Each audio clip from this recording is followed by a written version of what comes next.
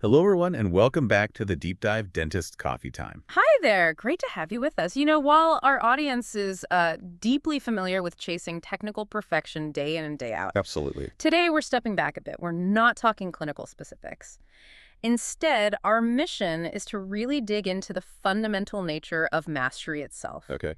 We're doing a deep dive into the whole concept of art, what it even is, how its definition has, well, radically changed across cultures and time, Right. and why what we think of as art today is often so different from how, say, the ancients viewed pure skill, or techne, as the Greeks called it. Exactly. I mean, whether you're doing incredibly fine restoration work or crafting precision prosthetics, our work really hinges on that exquisite skill, that techne. Mm-hmm. So today's exploration is all about how that foundational skill, that craft, evolved. How did it go from just making things well to becoming a vehicle for, profound expression, for real innovation? And understanding that journey, that whole historical and philosophical path, it helps us frame our own professional skills in a much broader way. It's about moving beyond just doing the job perfectly, technically. Yeah. And maybe thinking about how we infuse that technical brilliance with something more, with intent, with meaning. That's really the core of what we're exploring. Okay, so let's try and unpack this big idea, art. And to do that, we're going to lean on a really useful framework. It comes from the influential Chinese writer and thinker on aesthetics, Chenxin. Ah, yes, Yeah. Chenxin. He used to edit Lion Art magazine, really sharp analysis. He basically suggested that art, or yushu in Chinese, is made up of three core things. Think of it like a triangle. That's bio. Yeah, 3 points. And the emphasis, the weight given to each point, it shifts constantly through history. And that shift defines what any particular era actually calls art. Interesting. So what are these three essential points, these components? Well, the first one is skill, or Jian. This is the straightforward bit, really. It's the practical ability, the technique, the craftsmanship you need to actually do something. Physical mastery over tools and material. Got it. The how-to. Exactly. The second is beauty. Hey, this is about the aesthetic quality. Does it look good? Does it feel good? The sensory pleasure you get from it. Okay, skill and beauty. And the third, Yeah, what's the crucial third leg of this stool, so to speak? that would be intent or feeling. Yeah! This is the big one, conceptually. It's the idea, the emotion, the spiritual message, maybe, the intellectual point the creator is trying to get across. And Chenxin's point is, for something to really count as art, all three have to be there in some measure. Even if one component is really dialed down, it's still present. Okay, that makes a lot of sense. So if we look at, say, an ancient Greek statue versus, I don't know, a Jackson Pollock painting, Right. the skill, the beauty, the intent are all there. Just the Yeah. balance is totally different. Precisely. The ratios change. But let's go even further back. What did the words for art even mean originally? In China, in the West? Good question. Does the root tell us something? Oh, absolutely. The etymology is super revealing about this historical shift. So in China, the character yi, fundamentally it just meant skill or craftsmanship. Ji, Just skill. pretty much. You see it in old terms like the 6 arts, lu yi, which covered things like rituals, music, archery, driving a chariot, calligraphy, math, practical skills. Wow, archery and charioteering as arts. And even earlier, the 5 arts lu yi apparently referred to things like fighting skills, martial arts. So it was really grounded in physical capability, practical know-how. So completely tied to doing things with your hand, your body, how well you could perform a task. You got it. And it's fascinating because the West has a very similar backstory. The English word art comes from the Latin ars, which relates to skill, craft, technique, and it connects to artificial. Artificial, meaning made by humans. Exactly. Made by human skill, the opposite of nature. It inherently involved technique, human making. So historically, East and West, what we now call art, was basically understood as Gong Yi. Gong Yi. And that means... It's a compound word. Gong means labor, work, industry. Think gong as in worker. And yi is that skill or craft we talked about. So Gong Yi is the fusion of manual labor and refined skill, craftsmanship. Gong Yi. Craft and skill together, that resonates. I mean, that's the foundation of any skilled profession, right? You have to master the craft, the gong, first. Couldn't agree more. But here's where things get really interesting. Here's the pivot. Over centuries, the meaning of art started to morph. How so? The emphasis, the value placed on the pure technical skill, the G began to shrink, relatively speaking. At the same time, the importance of the conceptual part, the intent, the yi that started to balloon. The focus shifted towards the spiritual meaning, the intellectual idea, the creative concept behind the work. And that evolution, from technique first to concept first, is what gives us our modern, much broader, sometimes confusing idea of art. Okay, but I have to push back a bit there.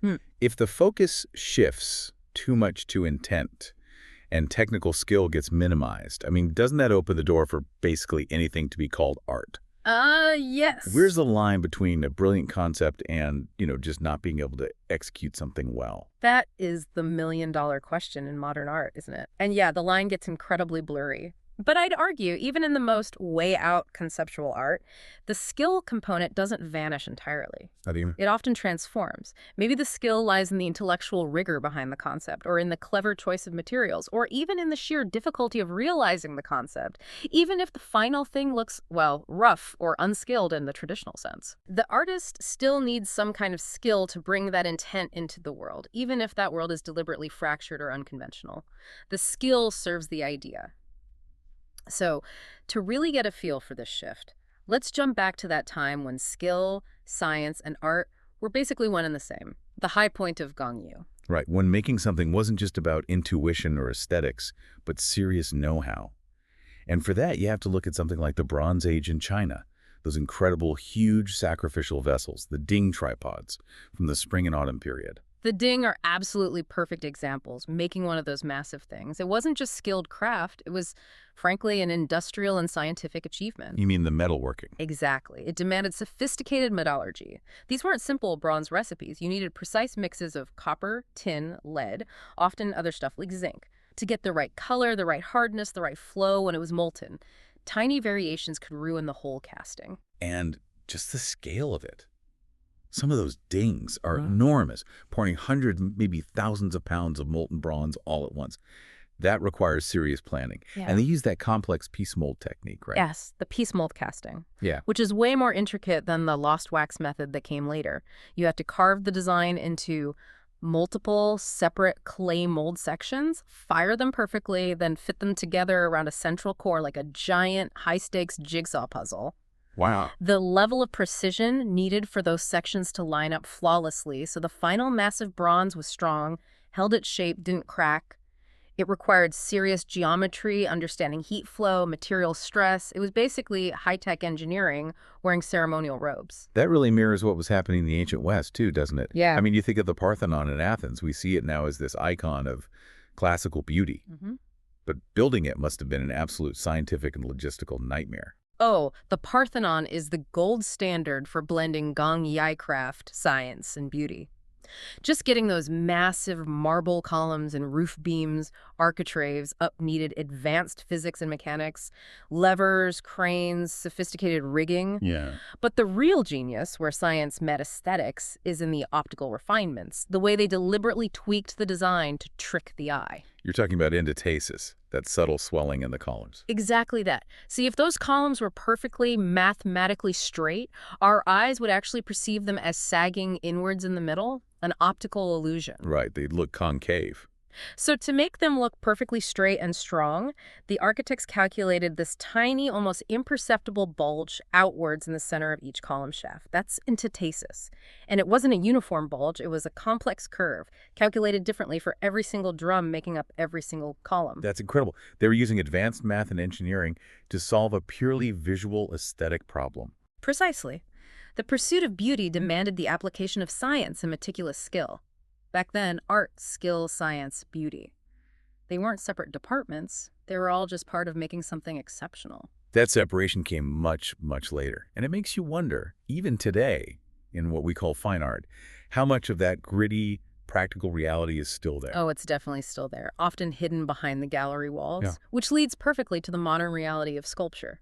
We tend to picture the contemporary artist in a clean, minimalist studio, right?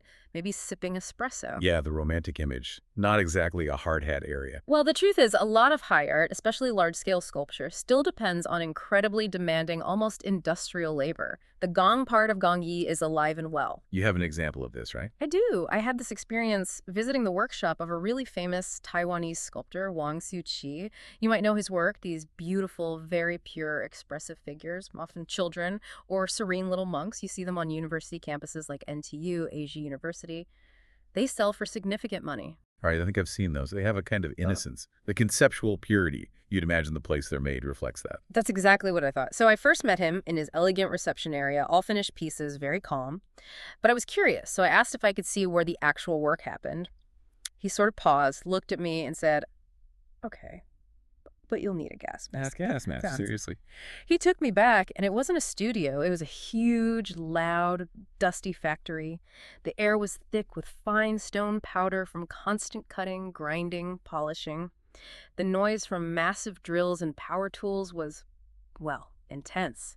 If they were doing bronze casting, he said, the heat from the furnaces would be unbearable. It was heavy-duty craft. Wow. That completely shatters the image of the solitary artist waiting for inspiration. That sounds like, well, like demanding industrial fabrication. Exactly. And here's the really interesting part for our discussion. A lot of that intense physical labor, the gong, it wasn't done by Wang himself. It was done by highly skilled technicians and laborers working under his close direction. Wang provided the original vision, the intent. He'd make the initial clay model, maybe, and he'd definitely do the final, delicate finishing touches that give the piece its soul. But the heavy lifting, turning tons of raw stone or metal into that elegant form, that required a whole team, immense outsourced skill, and often pretty hazardous labor. You know, listening to this, I think many of our listeners, especially those doing intricate clinical work, can probably relate to that underlying tension. So, Well, when you're hunched over, looking through magnification for hours, concentrating on these tiny details, the physical strain, the intense focus needed, the repetitive, precise hand movements, that's our gong. That's the labor. The final result, the beautiful restoration or the perfectly fitting prosthetic, that's the yi, that's the art and intent. But you absolutely cannot get there without the grind, the physical skill, the gong. We sometimes forget just how much physical craft underpins even the most intellectual or aesthetic outcomes in our own work. that's a great parallel, whether it's the intense heat in a glass-blowing studio, like the artisans in Tempsu we work with, or the choking dust of stone carving, that beautiful, refined end product. It's always built on a foundation of often quite brutal industrial-level skill.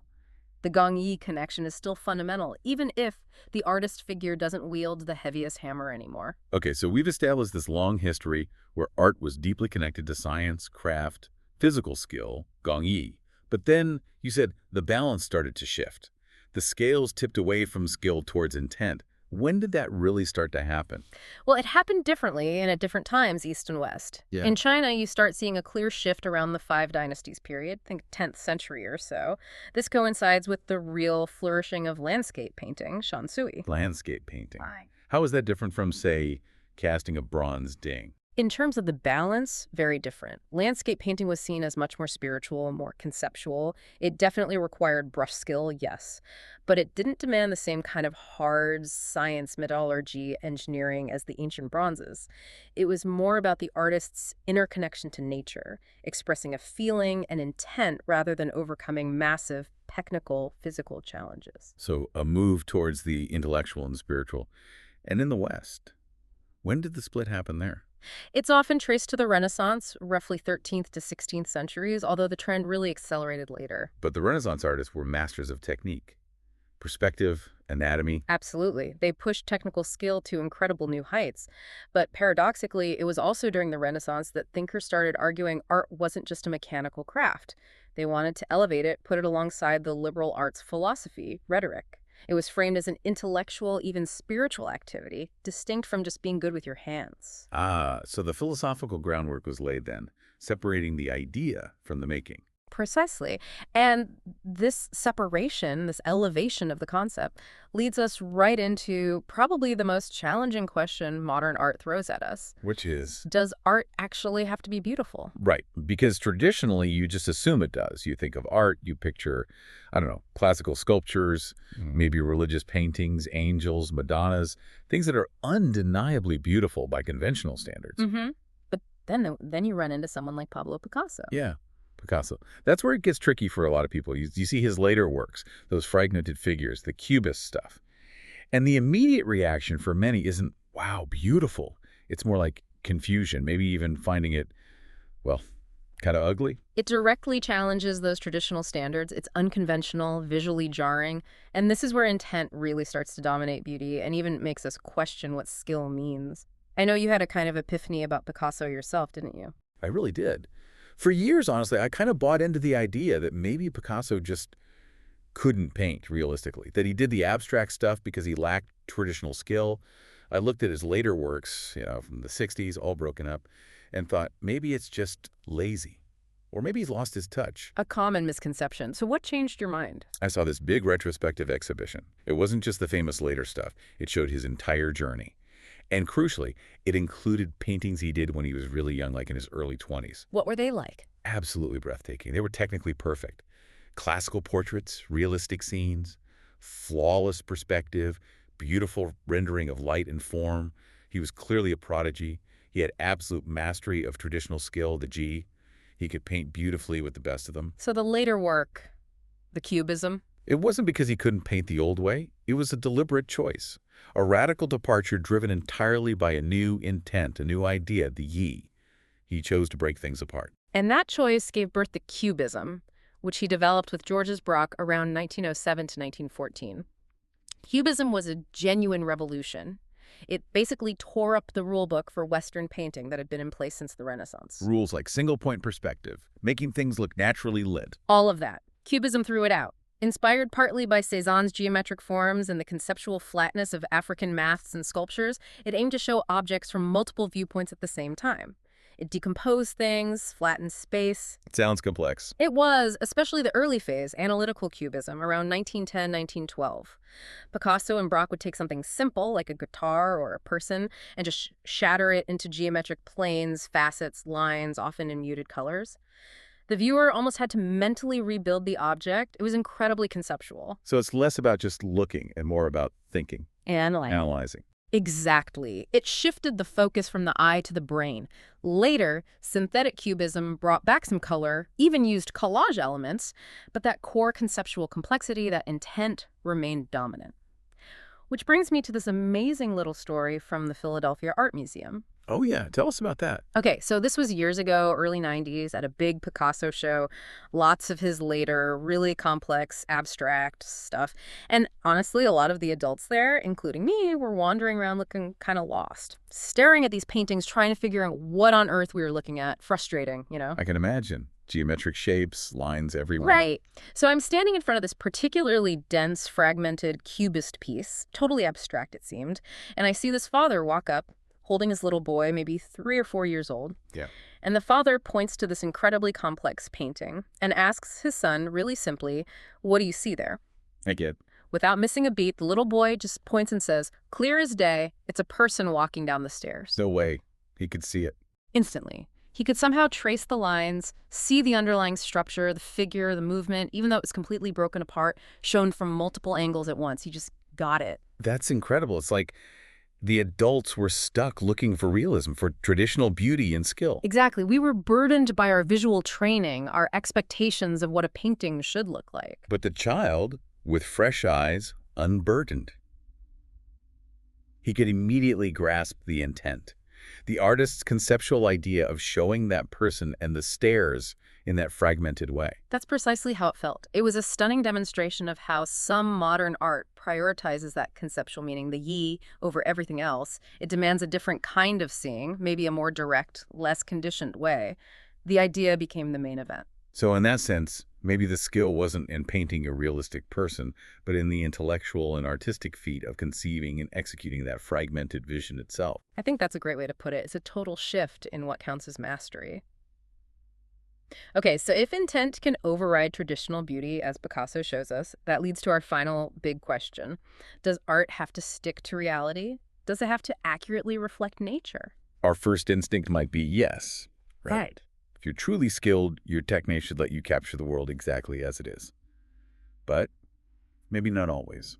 History shows us that artists often choose convention or a particular idea over strict naturalism. A fantastic example comes from American hunting paintings from the late 19th and early 20th century, around 1900 or so. Ah, those classic scenes. Usually a hunter on a horse, maybe dogs pursuing game. Very popular stuff. Very popular. And almost invariably, when these paintings show a horse at full gallop, how is it depicted? Let me think. Yeah, they always seem to have all four legs stretched out, don't they? Front legs way forward, back legs way back, like they're flying. It's the classic speed pose. That's the convention, but is that how a real horse actually runs? Now that you mention it. No, not really. A horse's gallop is more complex. It's this kind of rotating motion, legs gathering underneath and pushing off. There are moments all 4 feet are off the ground, but definitely not in that fully stretched out, parallel to the ground way. You're absolutely right. That extreme stretched out pose, that's actually how a rabbit runs. Or maybe a greyhound. Not a horse. A horse's legs alternate and collect.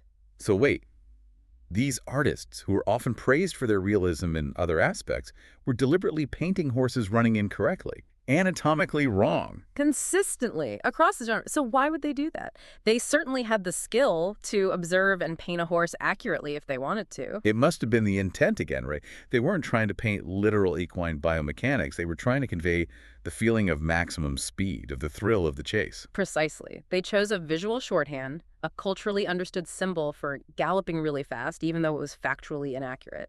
The conceptual goal conveying extreme velocity trumped anatomical correctness. So the intent, Yi, overrode both the need for accurate skill in terms of representation and maybe even strict natural beauty. They went for impact over reality. And that brings us right back around to Chenxin's triangle. Skill, beauty, intent. Art history is essentially the story of the changing relationship between these 3 things, the constant shifting of weight and emphasis among them. You know, this whole discussion has really interesting implications, especially for professions like ours that are built on precision. How do you see it connecting? Well, in our clinical work, we strive for technical perfection. There are objective standards for skill, how we handle materials, anatomical accuracy, achieving the right function, like occlusion, that's non-negotiable. The Gong Yi is foundational. But when we're actually treating a patient, we often make subtle adjustments based on intent. Maybe it's responding to a patient's specific aesthetic preference, or considering their comfort, or making a tiny compromise on a textbook ideal because it feels like the right human choice for that individual. That small deviation, that judgment call, informed by something beyond pure technique, maybe that's where the craft edges into art in our world. It's balancing the science with the person. That's a really insightful way to frame it. It's the difference between just executing a technically flawless procedure and delivering something that is not only functional but also personally tailored, aesthetically right for that person, and feels considered. True mastery, perhaps, isn't just about hitting the technical benchmarks perfectly every time. It's also about knowing when and how to thoughtfully integrate that human element, that specific intent, to achieve a result that's better overall, even if it slightly diverges from a purely mechanical standard. Hashtag outro. So reflecting on this whole journey, we've really covered a lot of ground, thousands of years actually, from the intense scientific and technical demands of ancient Chinese bronze casting. Right, where science and skill were everything. All the way to the conceptual revolutions of Picasso and Cubism, where the idea to center stage, sometimes even challenging traditional notions of beauty and skill. We saw how art started as Gong Yi, this inseparable blend of hard labor, craft, and technique, often needing real scientific knowledge. But then history unfolded, and the balance shifted. The weight moved away from just manual dexterity towards the spirit, the concept, the intent behind the work. And thinking about our own fields built on absolute precision. This whole evolution is, I think, a really important reminder. How so? We absolutely need that foundation of clinical excellence, that rock-solid skill, that reliable gong, that's the bedrock. But maybe the peak of what we do, the real professional artistry, lies in going beyond just the technique. It's about weaving in our understanding of aesthetics, our empathy, our specific intention for the person in front of us, right into the execution. The value isn't just the perfect function, it's integrating skill with that tailored intent. Well said. In a way, exploring the history of art is like exploring how humanity learned to move beyond just knowing how to do something incredibly well, to understanding why we choose to do it in a particular way, to make it meaningful, to communicate something deeper than just the object itself. Absolutely. And before we sign off, we wanted to leave you, our listeners, with something to maybe mull over, a question to take with you into your own demanding work. When you are facing a task that demands extreme precision and skill, how do you balance the exactness of the craft, the technical fidelity, with the intent or the specific feeling you wish to convey to the recipient or observer? Think about that one. Thank you so much for listening to the Deep Dive Dentist's Coffee Time. Bye-bye. Wait a second.